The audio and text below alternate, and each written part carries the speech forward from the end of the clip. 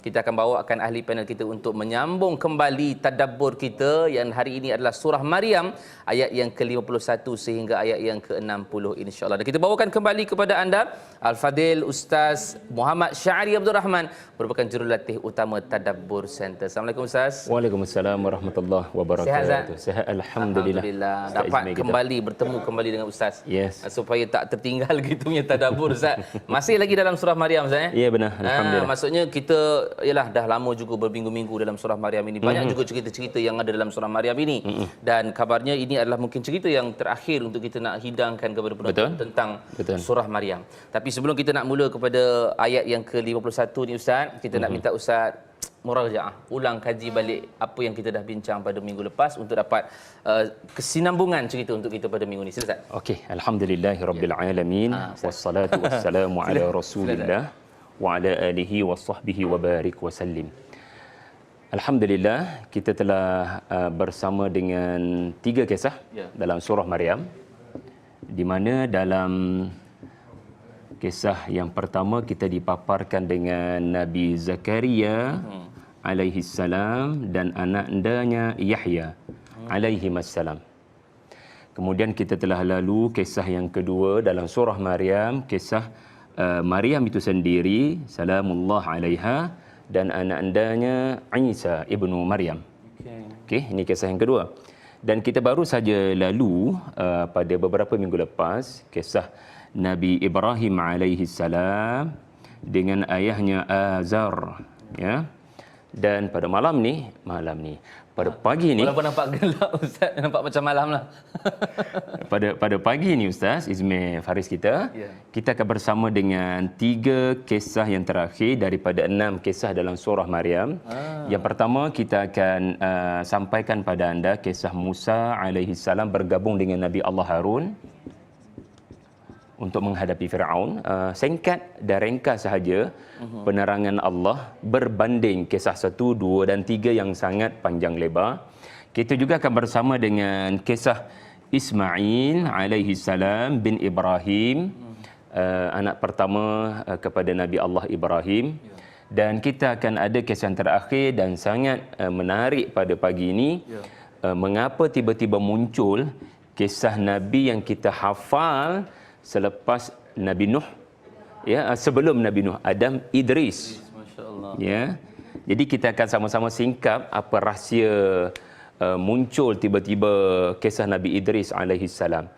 Kita bawa kepada anda surah Maryam untuk memberikan makna kepada perjuangan pembebasan bumi Palestin.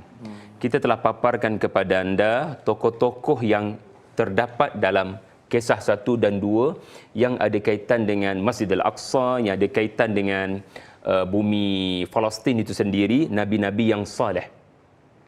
Inilah pelopor perjuangan dan pembawa kemenangan kepada bumi Palestin. Mereka adalah orang-orang saleh yang tidak sama sekali diambil teladan oleh rejim Yahudi Zionis pada hari ini. Mereka kata tanah ini adalah tanah nenek moyang kami. Mereka kata nenek moyang kami adalah tuan punya muka bumi ini. Mereka lupa ketika mereka berbangga dengan keturunan nabi-nabi. Kualiti nabi-nabi itu yang lebih penting mereka tanya, adakah mereka ada kualiti berkenaan, kualiti orang-orang yang saleh. Kisah Nabi Ibrahim adalah untuk menyatakan bahawasanya nabi-nabi Bani Israel adalah keturunan Nabi Ibrahim. Termasuklah juga Nabi Musa dan Nabi Harun, nabi yang paling popular pada orang-orang Yahudi, dan Allah akan menggabungkan antara Bani Israel dengan bangsa Arab. Artinya apa? Awak tiada sebab, wahai Yahudi, wahai Bani Israel, untuk bermusuhan dengan Bani Ismail, kerana Ismail dan Ishak adalah adik-beradik. Dan nanti kita akan sebutkan kepada anda apakah kaitan antara 3 kisah ini dari sudut mengapa kisah ini disusun begitu Ustaz. Masya Allah. Maknanya ada 3 kisah lagi yang kita akan hidangkan kepada anda berkaitan dengan kisah Nabi Musa alaihissalam, Nabi Ismail dan juga Nabi Idris alaihissalam. Subhanallah. Walaupun kita hanya tengok secara lalu saja begini, kita nampak gambaran dan apa kaitan di antara Bani Israel dengan juga Bani Ismail ataupun orang Arab itu sendiri, Ustaz. Tapi bila kita tengok cerita berkaitan dengan kisah sebelum ini, ada kisah Nabi Zakaria dengan Nabi Yahya, kisah Maryam dengan Nabi Isa dan juga kisah Ibrahim. Nabi Ibrahim dan juga ayahnya Azar. Kita nak tahu juga berkaitan dengan kisah Nabi Musa alaihissalam dengan Haman. Ini yang Allah Subhanahu Wa Taala sebutkan dalam Al-Quran. Jom sama-sama kita buka Al-Quran untuk kita juga menelusuri berkaitan dengan kisah Nabi Musa alaihissalam, muka surat 308. Tuan-tuan boleh buka dalam surah Maryam ayat yang ke-51. Kata Allah Subhanahu Wa Taala, a'udzubillahi minasyaitonirrajim. Wazkur fil kitabi Musa innahu kana mukhlasan wa kana rasulan nabiyya. Kata Allah Subhanahu Wa Taala, dan ceritakanlah wahai Muhammad kisah Musa di dalam kitab, yakni Al-Quran, dan dia benar-benar orang yang terpilih, seorang rasul dan juga nabi. Ustaz, mungkin untuk permulaan kita nak tahu juga berkaitan dengan ayat ini, kenapa tiba-tiba disebutkan nama Nabi Musa alaihissalam setelah mana cerita Nabi Ibrahim dengan ayahnya? Mungkin ada kaitan untuk kita nak kaitkan juga dengan kisah-kisah ini dan juga kisah di Palestin. Ustaz, silakan. Peralihan kepada kisah yang Nabi besar dalam Bani Israel, iaitulah Nabi Musa alaihissalam, adalah untuk Allah menjemput pula Yahudi, kaum Yahudi, untuk bersama dengan Nabi SAW memberikan sokongan kepada Nabi yang sedang berdakwah di Mekah. Kalau kita lihat kisah yang pertama, kisah yang kedua, ini adalah satu panggilan jemputan kepada kaum Nasrani untuk bersama menyokong Nabi, memberikan solidariti, support Nabi SAW yang sedang berdakwah di Mekah. That's why para sahabat berhijrah ke Habasyah. Kerana surah ini diturunkan menjelang hijrah ke Habasyah, maka surah Maryam menyusun, Allah susun untuk topik yang pertama adalah nabi-nabi yang terkenal dalam literasi, dalam kitab Injil, dalam kitab orang-orang Nasrani. So that's why kisah Zakaria, Yahya, Isa, Mary, Maryam muncul. Kemudian sekarang Allah berbicara tentang Musa. Kenapa kisah Nabi Musa dikemudiankan? Sedangkan ini adalah kisah paling banyak di dalam Al-Quran. Kerana tujuan utama surah Maryam adalah untuk prepare para sahabat ke Habasyah, which is ramai orang Nasrani. Tetapi pada masa sama, surah ini dia kandung 2 dalam satu. Satu untuk orang Nasrani, get ready sambut sahabat-sahabat Nabi Muhammad SAW yang akan ke sana. Dan sekarang untuk mempersiapkan Nabi sendiri akan berhijrah ke Yathrib. Dan di Yathrib siapa lebih dominan? Yahudi atau Nasrani? Sudah pasti orang-orang Yahudi, dan mereka lebih maklum tentang Musa lebih daripada mana-mana agama, ya, termasuk Nasrani. Musa lebih terkenal dan terkedepan bagi orang-orang Yahudi. So ini satu bentuk Allah nak ajak, hey awak Yahudi, awak ada tahu banyak tentang Musa. Lelaki ini sallallahu alaihi wasallam juga diberikan sesuatu oleh Tuhannya tentang kisah Nabi Musa. Cuba dengar apa yang beliau akan bacakan. So bila ada topik sama, Ustaz, Ustaz sembang pasal bola sepak ke, saya pun boleh sembang bola sepak. Bos seronok nak bincang, nak sembang. Ni saya sembang bola sepak, Ustaz sembang pasal renang ke kan. Jadi payah kita nak sembang kan. Jadi bila Nabi bercakap pasal Musa alaihi salam, jadi Habasyah mungkin tidak berminat, tetapi Yathrib berminat. Sebab Nabi akan ke situ, Nabi tidak ke sini. Para sahabat ke sini. So cantik Allah susun, wadhkur fil kitabi Musa, ya Rasulullah, ingat di dalam Alkitab ini tentang Musa. Beri perhatian bagaimana Musa akan diceritakan oleh Alkitab. Kerana ada macam-macam orang akan bercerita tentang Nabi dari pelbagai versi, dari pelbagai versi. Campur tu. Ada pelbagai version tentang Nabi ini. Macam-macam orang akan cerita, sejarawan akan cerita, tokoh tambah itu ini. Tapi kamu wahai Nabi SAW, kamu kena belajar tentang Musa based on this book, wadhkur fil kitab. Kerana kitab ini adalah kitab Allah. Allah nak ajar fokus, maka Allah hanya memilih babak yang penting-penting sahaja untuk jadi teladan. Jangan lupa wadhukur, ini adalah sudah wadhukur yang sudah barangkali sudah kali yang ketiga selepas wadzukur fil kitabi Maryam, wadzukurul fil kitabi Ibrahim, dan ini adalah wadzukur fil kitabi Musa. Apa arti wadzukur? Ya Rasulullah, cerita ini bukan hanya untuk informasi kamu.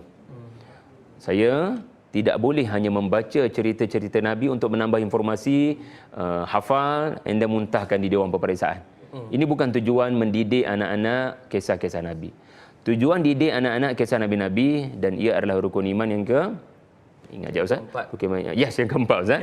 Rukun iman yang keempat ni bukan untuk dihafal Nabi-Nabi tu, tetapi anak-anak kita kena tahu kisah Nabi Musa, sebab wadhkur, nak, akan ada dalam hidup kamu ini situasi yang kamu kena pakai uniform Nabi Musa.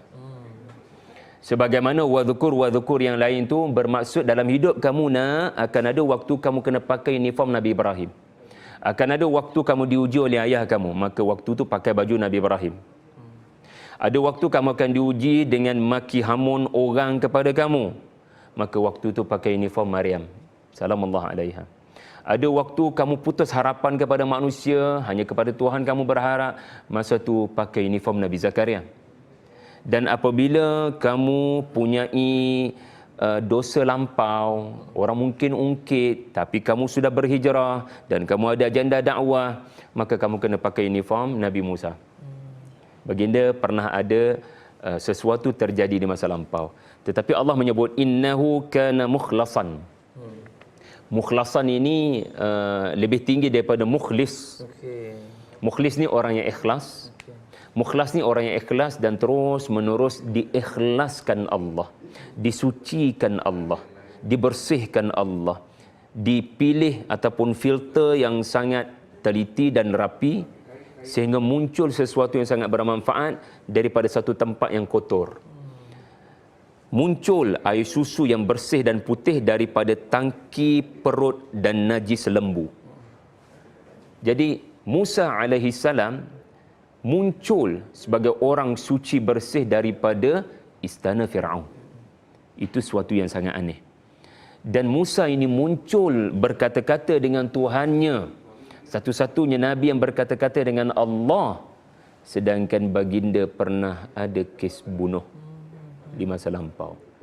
Kita tak pernah mampu untuk berkata-kata dengan Allah, ya, tetapi Musa alaihi salam mendapat kelebihan itu. Dan kita sendiri tak pernah ada bunuh sesiapa di masa lampau. Musa pernah ada kes itu walaupun tidak sengaja.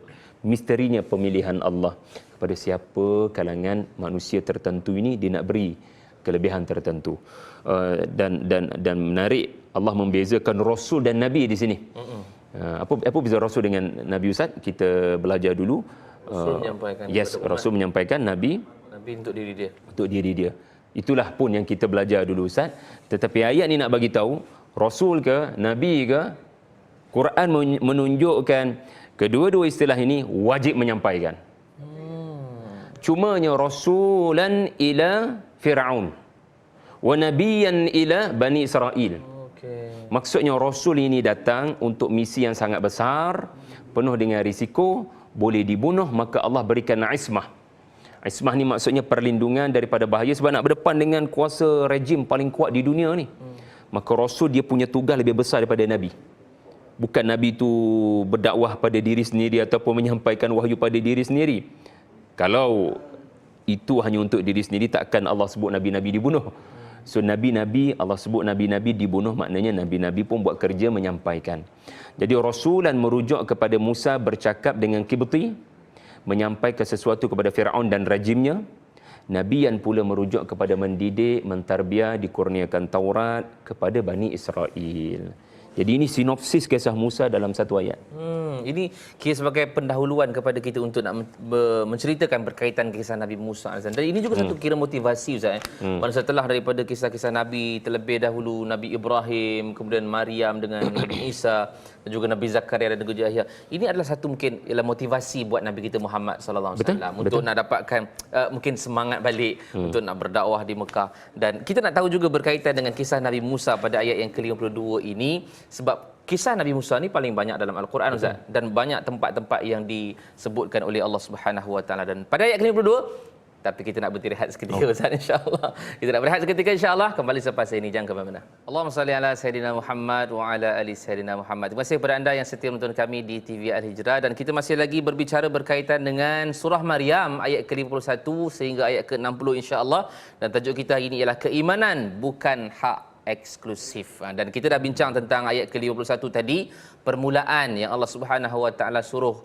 kita ingat kembali berkaitan dengan kisah Nabi Musa alaihissalam. Dan kita nak masuk pada ayat yang ke-52. Kita nak tanya juga kepada Al-Fadhil Ustaz Syari berkaitan dengan ayat ke-52. Kata Allah Subhanahu Wa Taala, "Wa nadainahu min janibit turil aiman wa qarrabnahu najiyya." Kata Allah Subhanahu Wa Taala, dan kami telah memanggilnya daripada sebelah kanan gunung Sinai dan kami dekatkan dia untuk berbicara. Ini seperti mana yang Ustaz sebut tadilah, Nabi Musa AS dia boleh berkata-kata secara direct kepada Allah Subhanahu Wa Taala. Dan kenapa disebut sebagai janibit turil aiman Ustaz? Sebelah kanan. Sebelah kiri tak boleh ke macam mana? Okey, mungkin Ustaz nak ulas. Silakan Ustaz. Okey, sebelum saya ulas ayat 52, kita nak berikan makna kepada setahun perjalanan Taufan Al-Aqsa. Kita telah dipaparkan pada pagi ini dengan kisah figura yang sangat penting bagi orang-orang Yahudi. Orang-orang Yahudi mesti ingat bahawasanya Musa alaihissalam adalah keturunan Nabi Ibrahim yang telah diceritakan. Dan sekejap lagi kisah Nabi Ismail juga keturunan, bahkan anak yang pertama Nabi Ibrahim alaihissalam. So asasnya adalah harusnya menghormati antara satu sama lain, memuliakan antara satu sama lain, respect umat Muhammad bangsa Arab ini. Sesungguhnya perangai yang ada pada rejim pada waktu ini adalah langsung tidak berdasarkan mana-mana panduan agama. Usah bincanglah mereka melampaui batas perundangan, mereka sudah melampaui batasan agama mereka sendiri. Nabi Musa tak pernah ajar untuk bermusuh dengan orang Arab. Musa alaihissalam sendiri bernikah dengan satu orang wanita daripada Madian yang mempunyai ikatan dengan bangsa Arab.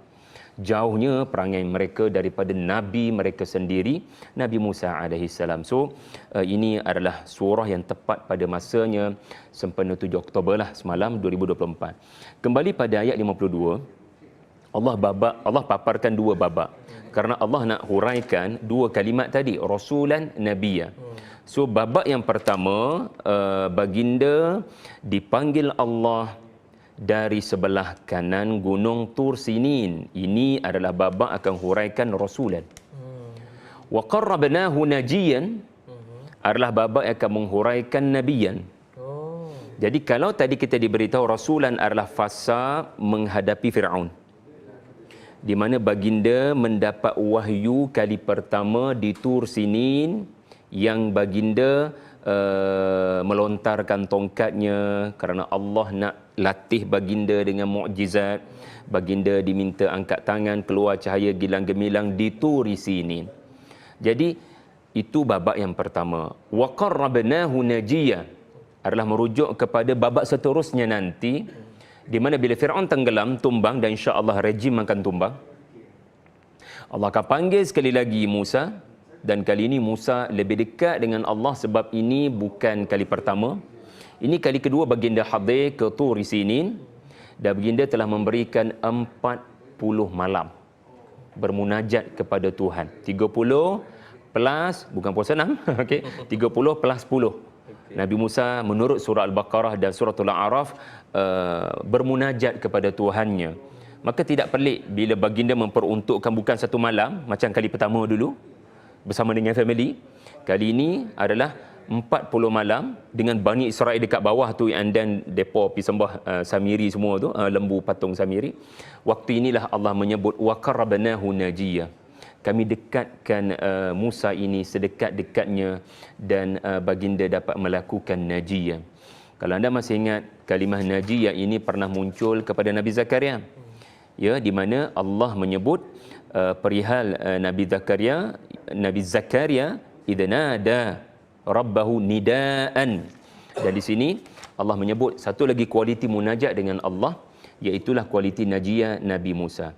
Asas penting pengajaran untuk kita ambil adalah Fir'aun akan tumbang mesti bermula daripada kekuatan spiritual kita.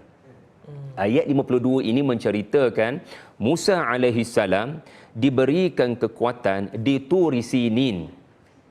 Iaitulah kekuatan spiritual dapat berkata-kata dengan Allah. Jadi kita kena tanya diri kita mengambil pengajaran daripada ayat ini. Adakah saya membaca kalam Allah? Adakah saya merasakan Allah berkata-kata dengan saya? Adakah Al-Quran yang saya baca telah saya faham? Dan saya boleh merasakan Allah memberikan direction satu persatu. Kerana dengan berpegang teguh dengan kitab, Allah akan jatuhkan rejim. Dengan membaca Al-Quran lalu menghasilkan munajat seperti Nabi Zakaria dan Nabi Musa, Allah akan jatuhkan rejim. Ini adalah permulaan kepada jatuhnya rejim, iaitulah ayat 52 munajat. Adapun belah kanan Ustaz tanya tadi, maknanya panggilan daripada Allah Ta'ala itu bagi Musa, ya, alaihi salam, dia boleh mendapati dia diarah kepada bahagian kanan. Bahagian kanan gunung artinya utara, selatan, timur, barat kita adalah bahagian masyriq, bahagian matahari terbit. Sesuailah dengan sifat Allahu nurus samawati wal ard, matahari cahaya kepada langit dan bumi, maka Musa dibawa pergi ke arah bahagian timur, syarq ataupun syarqiyah, di bahagian Tur Sinin untuk mengalami proses berkata-kata dengan Allah. Masya Allah, ini jelas. Maksudnya ini tafsiran yang mungkin kita tak pernah dengar berkaitan dengan, ialah apa beza di antara Rasul dan juga Nabi. Dan rupanya ada kaitan pada ayat yang ke-52 ini, berkaitan dengan seruan Allah Subhanahu Wa Taala daripada sebelah kanan, dan juga wa qarrabnahu najiyya, itulah kami dekatkan dia untuk berbicara. Ini juga satu point untuk kita sama-sama mempelajari berkaitan dengan agama terlebih dahulu. Macam saya sebutkan tadi, spiritual kita perlu diperbetulkan terlebih dahulu agar kita boleh dapat kemenangan. Apa saja yang kita buat, Allah memberikan kemenangan setelah mana kita dekat dengan Allah Subhanahu Wa Taala. Baik, pada ayat yang ke-53 Ustaz, barulah kita dengar nama Harun. Tadi pada permulaan saya sebut Haman, bukan Haman Ustaz, Harun rupanya, Nabi Musa dan juga kisah Nabi Harun. Pada ayat yang ke-53 inilah dia, iaitulah Allah Subhanahu Wa Taala menyebutkan wa wahabna lahu mir rahmatina akhahu Haruna nabiyya. Kata Allah, dan kami telah menganugerahkan sebahagian rahmat kami kepadanya, iaitu saudaranya Harun menjadi seorang Nabi. Subhanallah. Maknanya Ustaz, adik-beradik mereka ni adalah seorang Nabi dan juga seorang Rasul Ustaz. Okey Ustaz, kita nak dengar kupasan daripada Ustaz berkaitan dengan ayat ke-53 ayat surah Maryam ini. Silakan. Satu-satunya Nabi Ustaz yang menjadi Nabi kerana doa orang lain. Oh. Ya, ini semua rencana Allah. Allah sudah ada perancangan untuk satu hari nanti Nabi Harun juga akan menjadi Nabi. So Allah tak akan memilih random untuk jadi Nabi. Allah akan menyediakan semacam grand design. Daripada kecil lagi dia akan lalu suatu proses yang sangat baik, yang teliti agar dia menjadi Nabi. Termasuk Nabi Harun. Cumanya menariknya daripada uslub Quran menunjukkan asbabnya kepada Harun menjadi Nabi adalah doa daripada adiknya sendiri. Ya Allah, aku nak berdepan dengan Firaun, rejim paling powerful atas muka bumi. Aku seorang-seorang tak mampu, ya Allah. Boleh tak abang aku backup aku kalau in case apa-apa jadi? Kalau aku ditangkap, dibunuh, aku ada Harun AS. Baiklah Musa, aku akan berikan Harun untuk backup kamu. Dan dia bukan hanya backup, dia juga adalah Nabi kedua. Masya Allah. Jadi doa saudara kita kepada kita dalam keadaan kita tak tahu dia berdoa, dan orang yang didoakan pun tak tahu yang dia berdoa itu mustajab tau. Saya doakan Ustaz Izmir Faris sebagai contoh dengan doa tertentu, ya, akan mustajab Ustaz. Itu rahsia lah, mana boleh dedah Ustaz. Sebab doa satu orang mukmin kepada satu orang yang sangat rahsia, sangat mustajab, sebagaimana doa Musa kepada Harun. Inilah hikmah kalimah wahaba, iaitulah pemberian hibah. Dalam keadaan penerima tidak menuntut dan tidak meminta pun, dia dapat macam tu je. Dia semacam free gift begitu. Subhanallah. Kita kena tanya satu soalan. Ini pun satu kaedah tadabbur Quran, ayah-ayah, ibu-ibu semua. Kenapa kena sebut cerita Nabi Harun Ustaz? Cukuplah cerita Nabi Musa yang menjadi asbab kejatuhan rejim. Wa qarabnahu najiyya, itu insan yang menerima kitab Taurat selepas berkata-kata dengan Allah. Bapa kena ada cerita Nabi Harun? Di sini kita belajar sehebat mana pun Nabi Allah Musa alaihi salam, kerana nak berdepan dengan dua audiens, rasulan kepada Firaun, ini kerja Nabi Musa. Dan kalau anda baca, tuan-puan, baca surah selepas surah Maryam, surah Toha, baca surah Asy-Syu'ara, baca surah Al-A'raf, memang Nabi Musa AS yang pegang mikrofon. Dia tak bagi pun mikrofon kepada Nabi Harun. Dia bercakap dari A to Z kepada Fir'aun. Tetapi dalam hal berdakwah kepada Bani Israel, Musa AS memerlukan Nabi Harun. Sebab apa? Musa AS membesar dalam istana Fir'aun. Dia adalah orang terbaik untuk bercakap dengan Fir'aun. Ya, kalau dalam bahasa mudah fahamnya, dia membesar di overseas. So dia yang terbaik untuk bercakap dengan orang overseas. Dia boleh bercakap bahasa Inggeris contohnya. Tapi nak bercakap balik dalam dialek tempatan, Musa AS kekok sebab dia tidak membesar di perkampungan Bani Israel. Dia tidak menguasai dengan fasih bahasa, tak tahulah bahasa Ibrani ke apa kan. That's why Rabbi Syrah Li itu muncul. Rabbi Syrah Li sadri wa yassir li amri wahlul 'uqdatam min lisani, mudahkan lisanku. Dan cara Allah memudahkan lisan Musa, selain daripada Musa sendiri bercakap dengan Bani Israel, Harun sendiri akan ada. That's why Harun disebut Nabi, tak disebut Rasul, Ustaz. Oh, okey. Ya, sebab Nabi yang merujuk kepada membangun dan mendidik, ya ayuhan Nabi. Ya, so kalau anda dapati surah itu ada ya ayuhan Nabi, ia boleh menggambarkan Nabi SAW di Madinah. Surah At-Tahrim kita bincang minggu lepas, warga emas, ya ayuhan Nabi, makna surah itu surah Madaniyah, bukan berdepan dengan orang kafir macam Fir'aun, macam di Mekah, tapi berdepan dengan para sahabat dan sebahagian orang Islam yang munafik. Maka waktu itu Nabiyan, sebab dalam Bani Israel pun ada begitu ramai munafik yang mereka tidak senang dengan Musa sebab nak bercakap pasal kesusahan Bani Israel, tapi duduk dalam istana 30 tahun mewah, senang lenang, always diberi macam-macam, nak membela perjuangan Bani Israel. Sudahlah, ini sentimen. Sentimen Bani Israel dengan Nabi Musa. So Harun akan backup. Hidup ni perlu berjamaah, perlu berpasukan, perlu saling melengkapi. Musa perlukan Harun, saya perlukan Ustaz Izmir. Masya Allah. Ustaz, bila sebut berkaitan dengan Nabi Musa dengan Nabi Harun, saya teringat kisah berkaitan dengan Nabi melantik Mus'ab bin Umair untuk berdakwah dahulu ke Madinah. Pasal, yalah kalau kita tengok baik Abu Bakar dulu yang pertama masuk Islam kali mungkin Omar yang garang. Tapi kenapa dipilih Mus'ab? Sebab Mus'ab ni daripada kalangan orang-orang yang kaya-kaya, Ustaz. Maksudnya dia bercakap dengan orang-orang yang mungkin atas-atas, supaya Nabi SAW boleh berhantar Mus'ab kena cakap dengan orang-orang atas. Subhanallah. Itu kaitnya dengan Nabi Musa dan juga Nabi Harun. Sebab Nabi Musa dia duduk dekat istana, lain bahasa dia. Lain bahasanya. Nabi Harun duduk dekat bahagian perkampungan, lain bahasa dia. Maksudnya kena perlu di antara satu sama lain ini. Subhanallah. Itu antara yang kita boleh belajar pada pagi ini. Dan pada ayat ke-54 ini, Ustaz, Allah mula sebut berkaitan dengan kisah Ismail alaihi salam. So pada ayat ke-54 Allah Subhanahu wa taala menyebutkan wazkur fil kitabi Ismail innahu kana sadiqal wa'di wa kana rasulan nabiyya. Sekali lagi Allah sebut berkaitan dengan rasulan dan juga nabiyya. Kata Allah, dan ceritakanlah wahai Muhammad kisah Ismail di dalam kitab Al-Quran. Dia benar-benar seorang yang tepati janjinya sebagai seorang rasul dan juga nabi. So ini mungkin permulaan kita nak cerita berkaitan dengan siapa dia Nabi Ismail ini dan apa kaitannya dengan kisah-kisah sebelum daripada ini. Silakan. Ini adalah kisah yang kelima, Ismail. Sedangkan nama Nabi Ishaq, adik kepada Nabi Ismail, tadi kan cerita adik-beradik. Sekarang cerita abang yang juga ada adik. Allah sebut dalam surah Maryam ni adik dulu tahu, ayat 49. Ayah ibu buka ayat 49, kita pernah bincang ayat 49. Kami kurniakan kepada Ibrahim itu Ishaq. Lalu kita tertanya-tanya, Ishaq ni anak nombor 1 ke? Bukan Ishaq tu anak nombor 2 ke? Ini cara Allah menyantuni audience yang Nabi hadapi tentangan.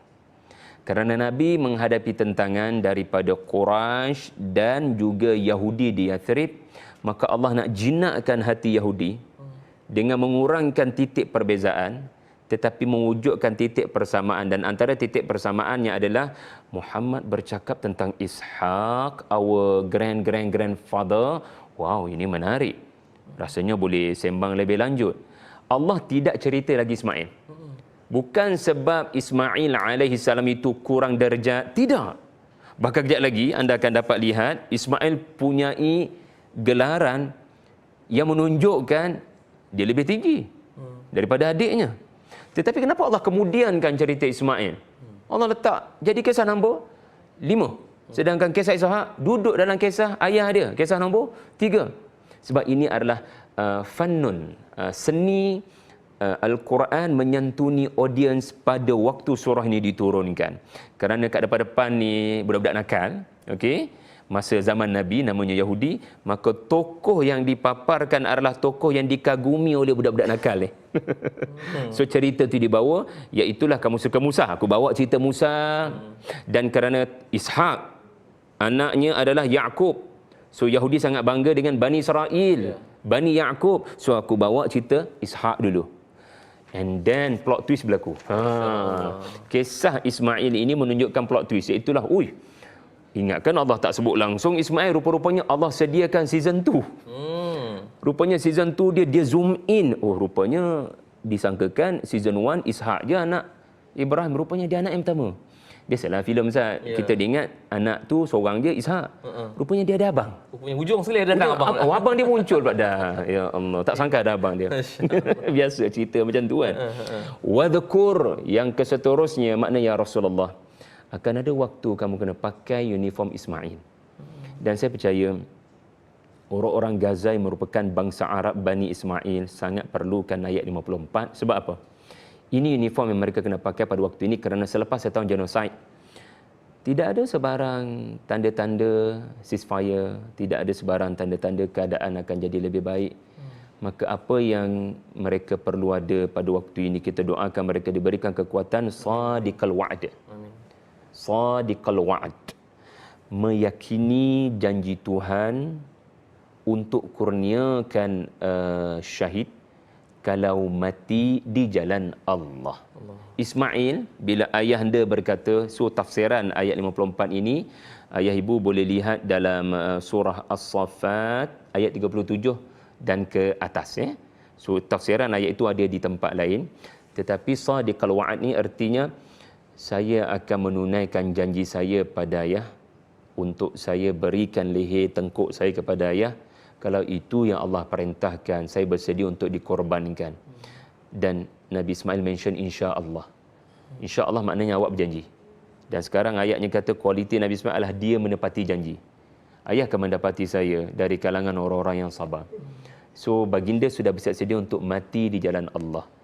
Orang Gaza sentiasa bersedia untuk mati di jalan Allah. Kita macam mana?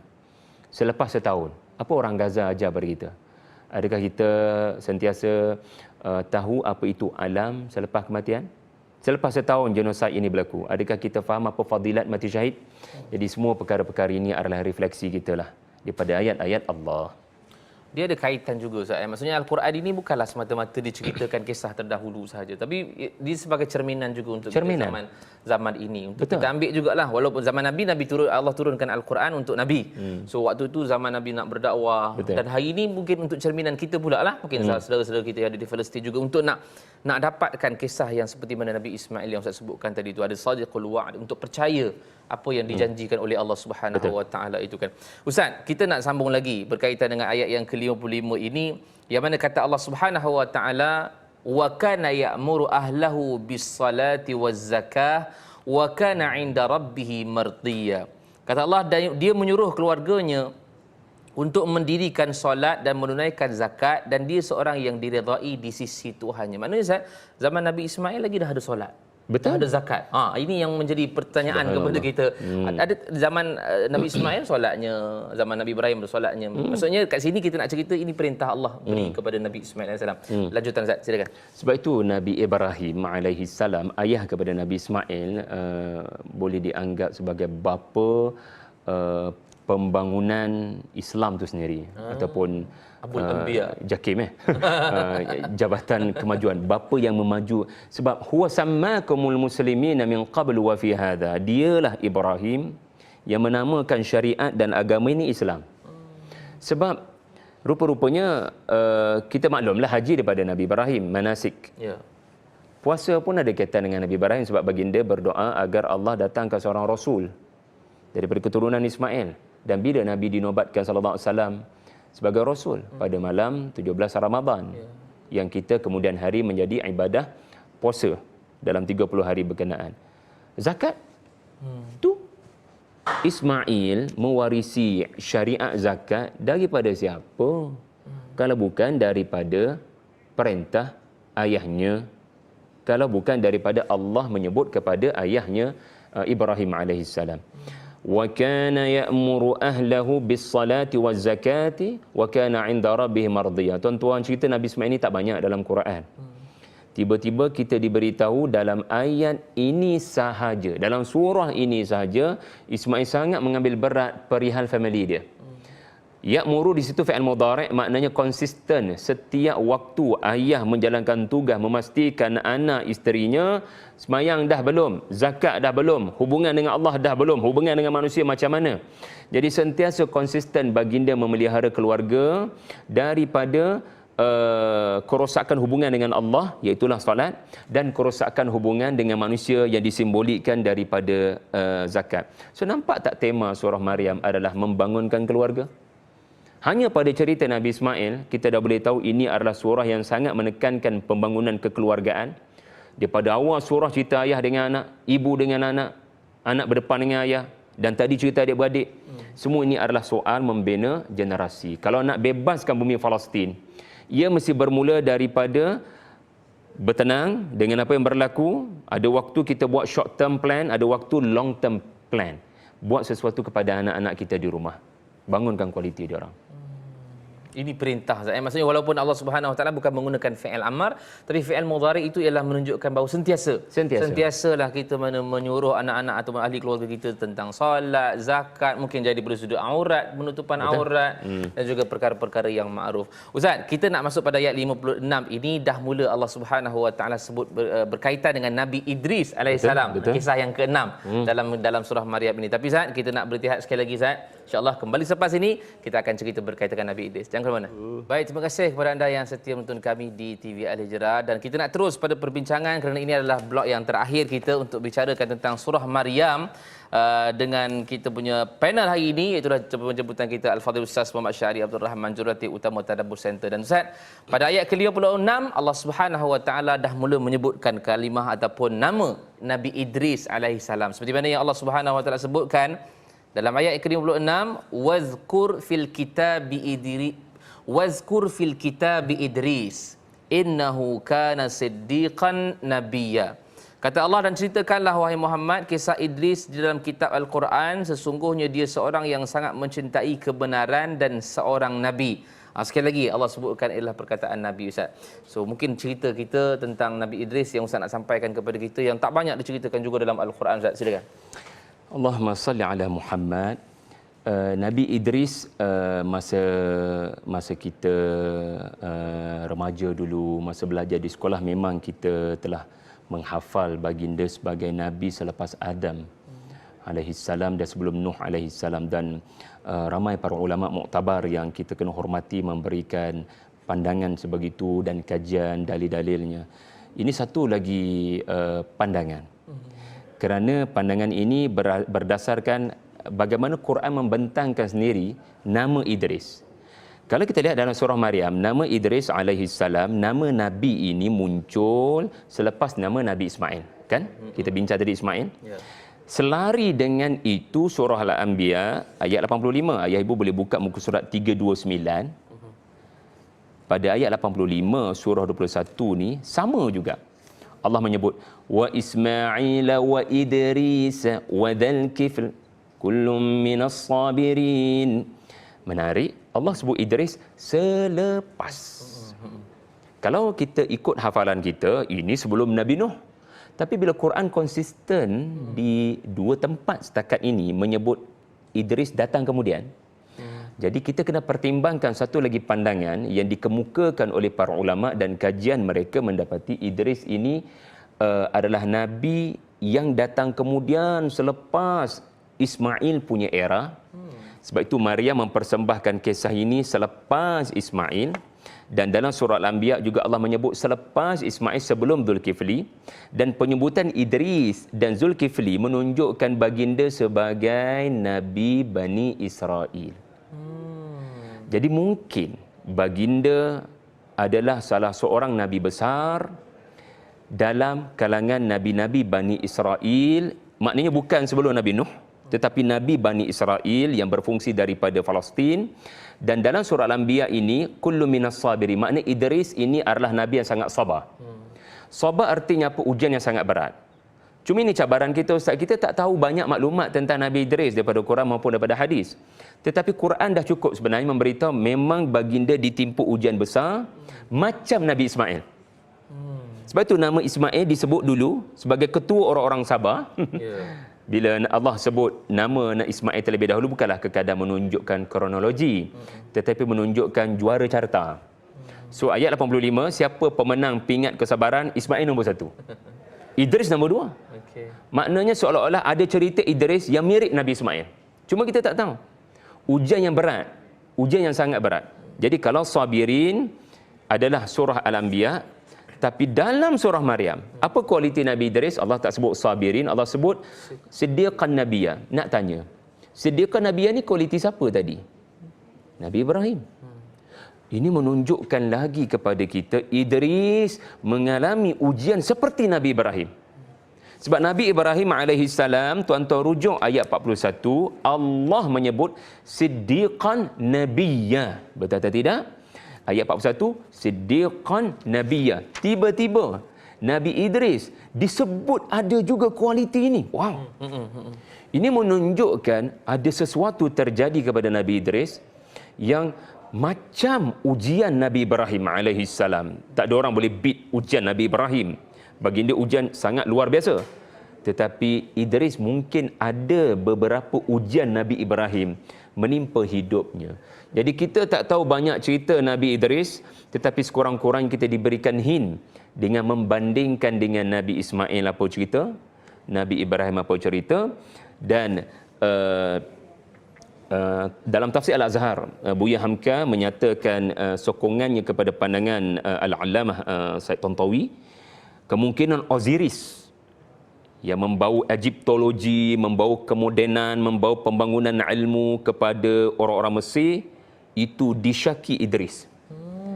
Sebab Idris itu sendiri berasal dari kalimah darasa, yang membawa dirasah, yang membawa pendidikan, pembangunan ilmu.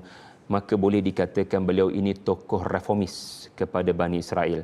Nah, baru kita nampak kenapa ini cerita terakhir. Sebab family, tamadun. Ayah anak, mak anak, family, adik-beradik, outcome-nya adalah tamadun yang berilmu. Simboliknya Nabi Idris alaihi salam. Jadi susunan Nabi Idris di hujung sekali mesti ada sebab. Dan di antara sebabnya barangkali wallahu alam, Allah nak tunjukkan bila anda memberikan perhatian kepada pembangunan ilmu kepada keluarga, maka akan lahirlah masyarakat yang mementingkan ilmu.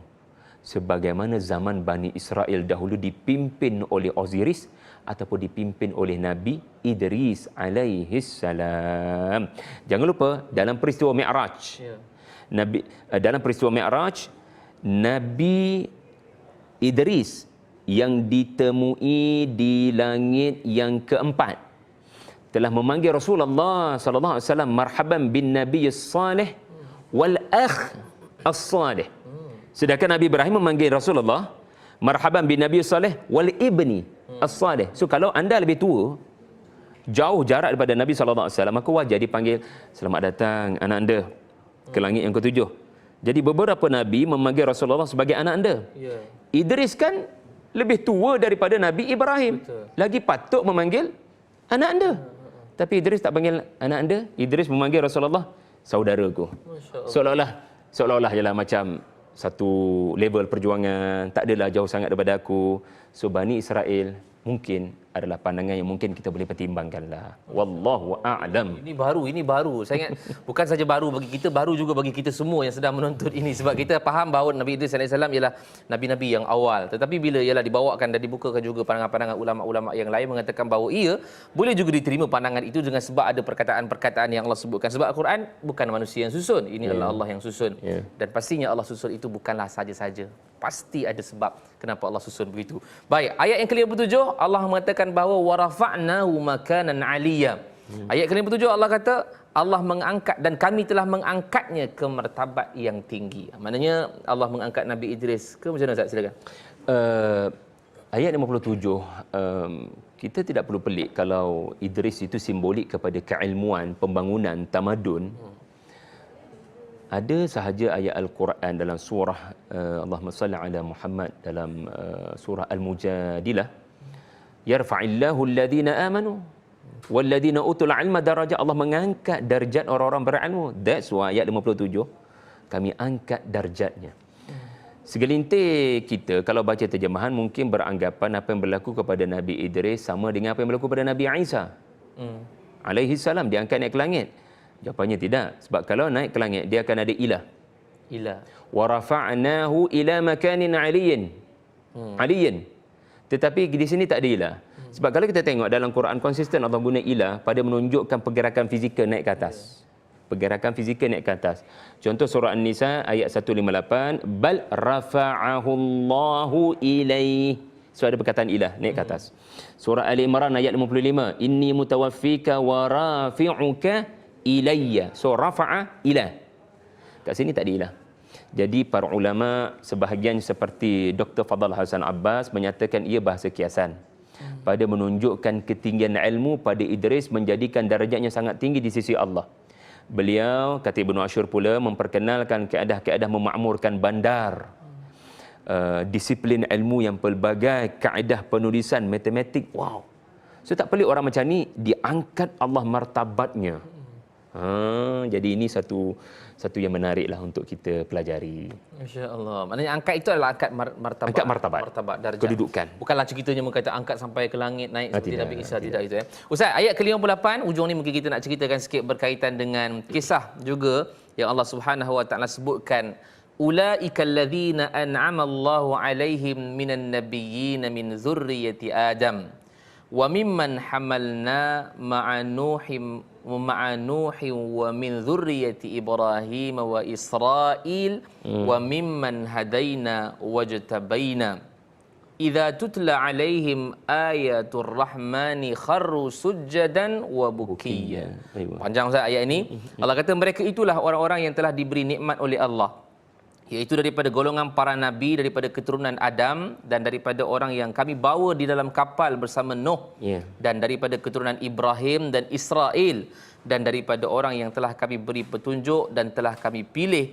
Apabila dibacakan ayat-ayat Allah yang Maha Pemurah kepada mereka, maka mereka tunduk, sujud dan menangis. Ustaz, ayat ini panjang, sila uraikan Ustaz. Ya ibu, kalau ada kesempatan baca ayat ini ataupun bila anda sampai ke ayat ini, ambillah 20-30 saat untuk melakukan sujud sajadah, kerana ini adalah ayat sujud sajadah. Sajada wajhi lillazi khalaqahu wa syaqqa sam'ahu bihaulihi wa quwwati fatabarakallahu ahsanul khaliqin. Kita baca, dan ayat ini menceritakan ulaika, inilah cerita. Eloklah kita tutup surah Maryam pada menyatakan inilah cerita mereka. Ulaika, inilah cerita mereka. Mereka di sini tidak merujuk hanya pada Nabi Musa, Nabi Ismail, Nabi Idris, tetapi sejak daripada kita kupas surah Maryam, Nabi Zakaria tu. So ini adalah tokoh-tokoh nabi-nabi. Ayah ibu, bila sebut nabi, kenapa first image kita dekat kepala kita ni Ustaz? Nabi. Dalam kepala kita mesti kita membayangkan berdakwah, pegang mikrofon, selamatkan kaum. Tapi Allah kata, ciri pertama dia orang ni adalah dengar je ayat Allah, jatuh tersungkur menangis. Allah. Bukannya pegang mikrofon bercakap. Allah nak kata nabi-nabi aku pilih ni bukan sebarangan orang. Sebelum dia orang jadi nabi, dia orang sudah biasa bila dengar ayat-ayat Allah, idza tutla alaihim ayatul rahman kharru sujjadan wa bukiya. Mereka jatuh tersungkur, artinya ego mereka ke tanah. Mereka rasa terhina, intabadat seperti Maryam, dan mereka menangis teresak-esak. Bila kali terakhir kita menangis dengan Quran? Allah. Atau kita tidak pernah menangis dengan Quran? Jadi ayat ini kita boleh fahami tafsirannya, tetapi at the end of the day dia menegur kita. Sejauh mana Al-Quran kalam Tuhan telah menyebabkan kamu tersentuh dan terasa. Dan sekali lagi, setahun Taufan Al-Aqsa, kenapa ada nama Israel kat situ? Ya. Kenapa tidak disebut nama Nabi Yaqub? Allah tahu masa depan Ustaz. Ya. Surah Maryam ini memberitahu masa depan. Ya, bahawasanya akan ada puak-puak tertentu yang berbangga kami keturunan Israel, negara kami nama Israel. Tetapi langsung tidak ada kualiti Nabi Israel, Nabi Yaqub. hidup mereka sekular, menjauhkan diri mereka daripada Tuhan, tak percaya Tuhan, hari pembalasan, dan sekular, tidak percaya kepada agama, maka Allah menukar Yaqub kepada Israel seolah-olah Allah tahu masa depan. Dan pada waktu ia terjadi, negara haram ini berkembang, kita perlu menguatkan hati kita dengan kualiti sebenar Nabi Israel yang diceritakan dalam ayat 58. Jangan lupa, surah Maryam memberikan kita berita gembira, bayi berkata-kata yang menyebut masa depannya yang baginda akan turun di akhir zaman bagi membantu umat ini menghadapi kekacauan dan kerosakan. Nabi Isa ibnu Maryam. Wallahu a'lam. Subhanallah. Itu kita panggil sebagai janji Allah Subhanahu wa taala kepada kita yang berada di hujung-hujung akhir zaman ini, menerusi ayat-ayat suci Al-Quran yang sedang kita bincang ini, itu surah Maryam. Hanya ayat yang ke-51 sehingga ayat ke-58 sahaja yang sempat untuk kita bincangkan pada pagi ini. InsyaAllah kita akan bawa pada minggu depan, Ustaz. Bulan depan jauh sangat.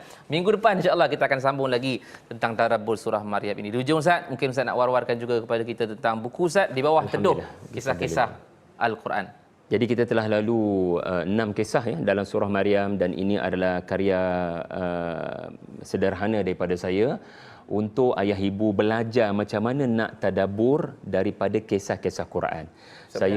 Saya cuba curahkan beberapa ilmu tafsir dan ulumul Quran. Macam mana cara kita nak boleh rasa kisah Quran, kisah kehidupan kita. Jadi dipaparkan beberapa kisah nabi-nabi dan umat terdahulu, dan saya masukkan di celah itu kenapa Allah ulang sesuatu nabi, kenapa Allah mulakan kisah itu tak sama dengan Allah mulakan nabi yang sama di tempat yang lain.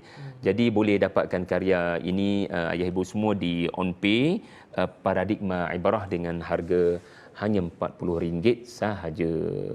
Berbaloi, Ustaz, walaupun tidaklah mahal, tidaklah sehingga tak boleh kita nak membelinya, tapi ini adalah mungkin satu harga yang murah yang boleh kita dalami dengan ilmu yang mahal itu, Ustaz. Dengan harga RM40. Pelbagai nabi-nabi dipaparkan, dan yang paling penting adalah pelbagai kaedah tadabbur, seni tadabbur Al-Quran. Saya paparkan gambar-gambar ulama. Kepada yang tak pernah Ibn Ashur, tak kenal Ibn Ashur, ada kat sini. Kepada yang mungkin tak kenal beberapa ulama, saya paparkan gambar-gambar. Juga adalah gambar-gambar saya berjalan beberapa negara anbiya ni. Pengalaman saya dikongsikan juga di dalam kitab ini, insya-Allah. Okey, kita nak ucapkan terima kasih kepada Al-Fadhil Ustaz Muhammad Syahri Abdul Rahman, Jurulatih Utama Tadabbur Center, atas perkongsian kita pada pagi ini berkaitan dengan surah Maryam. Keimanan bukan hak eksklusif.